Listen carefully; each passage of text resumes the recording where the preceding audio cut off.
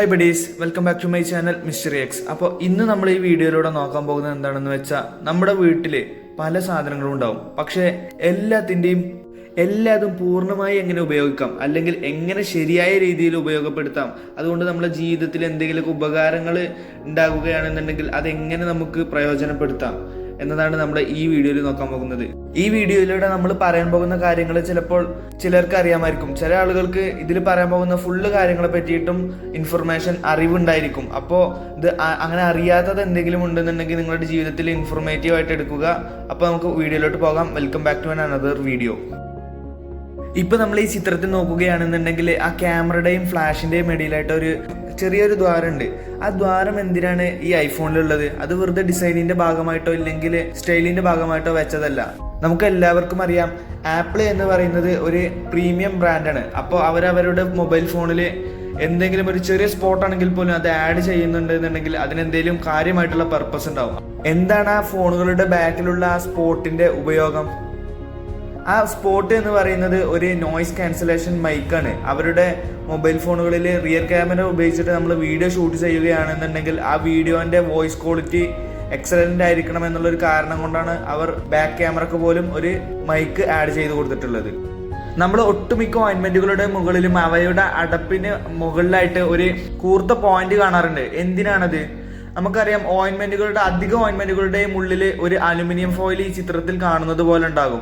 അപ്പോൾ അത് കുത്തിപ്പൊട്ടിക്കാനായിട്ട് സാധാരണ ആളുകൾ ഉപയോഗിക്കുന്നത് വല്ല മുട്ടുസൂചിയോ സ്ക്രൂ ഡ്രൈവറോ എന്തെങ്കിലും ഉപയോഗിച്ച് പൊട്ടിക്കും.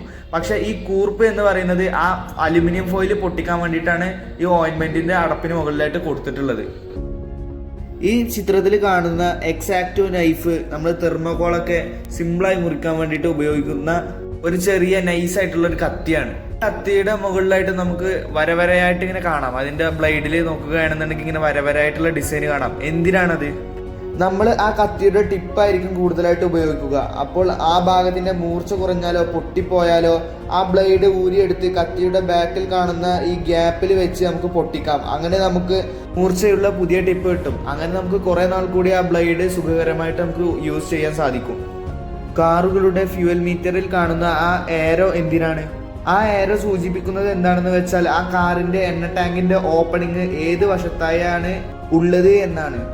അതുകൊണ്ട് തന്നെ പെട്രോൾ പമ്പുകളിൽ ഡ്രൈവർക്ക് കാറ് അതിനനുസരിച്ചിട്ടുള്ള ദിശയിൽ റീഫ്യൂവലിംഗ് മെഷീനിന്റെ അടുത്ത് കൊണ്ടുപോയി നിർത്താൻ സാധിക്കും. ബാഗുകളുടെ ബാക്കിൽ കാണുന്ന ഈ പോയിന്റ് എന്തിനാണ്? അത് വെറുതെ ഒരു രസത്തിന് വെച്ചിരിക്കുന്നതോ ഡിസൈനോ ലോഗോയോ അല്ല. പിന്നെ എന്താണ് ആ പോയിന്റ്?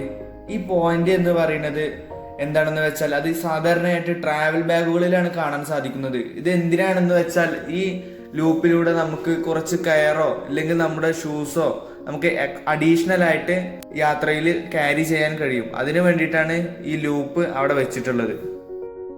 കോയിനുകളുടെ സൈഡിൽ കാണുന്ന ഈ മാർക്ക് എന്തിനാണ്?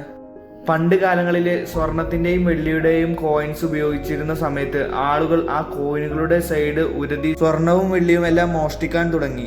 അപ്പോൾ മുതൽ ഈ മാർക്കിങ്ങുകൾ കോയിനുകളുടെ സൈഡിലായി കൊടുക്കാൻ തുടങ്ങി. ഇതുപയോഗിച്ച് കോയിനുകളുടെ സൈഡ് ഉരതി സ്വർണവും വെള്ളിയും എടുത്തിട്ടുണ്ടോ എന്ന് അറിയാൻ സാധിക്കും. പക്ഷെ അത് കാലം കൂടുന്തോറും നമ്മുടെ ഒരു ട്രഡീഷനായി തന്നെ അത് മാറി. എന്തുകൊണ്ടാണ് പുസ്തകങ്ങൾക്ക് മാർജിൻ ഉള്ളത്? ഒരു പേജിന്റെ എല്ലാ ഭാഗത്തും നമുക്ക് അങ്ങോട്ട് എഴുതിക്കൂടെ? പണ്ട് എല്ലാ വിവരങ്ങളും കണക്കുകളും പുസ്തകങ്ങളിലാണ് എഴുതി വെച്ചിരുന്നത്. പലപ്പോഴായി എലികൾ ഈ പുസ്തകങ്ങളുടെ അറ്റഭാഗം കരണ്ട് തിന്നും. അതുമൂലം പല ഇമ്പോർട്ടന്റ് ആയ വിവരങ്ങളും നഷ്ടപ്പെടും. അങ്ങനെ സംഭവിക്കാതിരിക്കാൻ വേണ്ടിയാണ് പുസ്തകങ്ങൾക്ക് ആദ്യമായി മാർജിനുകൾ ഇട്ടു തുടങ്ങിയത്. ഇന്ന് അതൊരു ശീലമായി മാറിയിരിക്കുന്നു. നമ്മുടെ സ്റ്റേപ്ലയറുകളുടെ ഈ ഭാഗം ഇങ്ങനെ തിരിക്കാൻ സാധിക്കും. എന്നിട്ട് സ്റ്റാപ്പിൾ അടിച്ചാൽ ഇങ്ങനെ പെട്ടെന്ന് അടിച്ച് എടുക്കാൻ കഴിയുന്ന തരത്തിൽ നമുക്ക് പിന്നടിക്കാവുന്നതാണ്.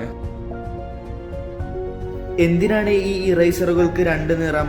എന്താണ് ഇത്തരത്തിലുള്ള റബ്ബറുകളുടെ ഉപയോഗം?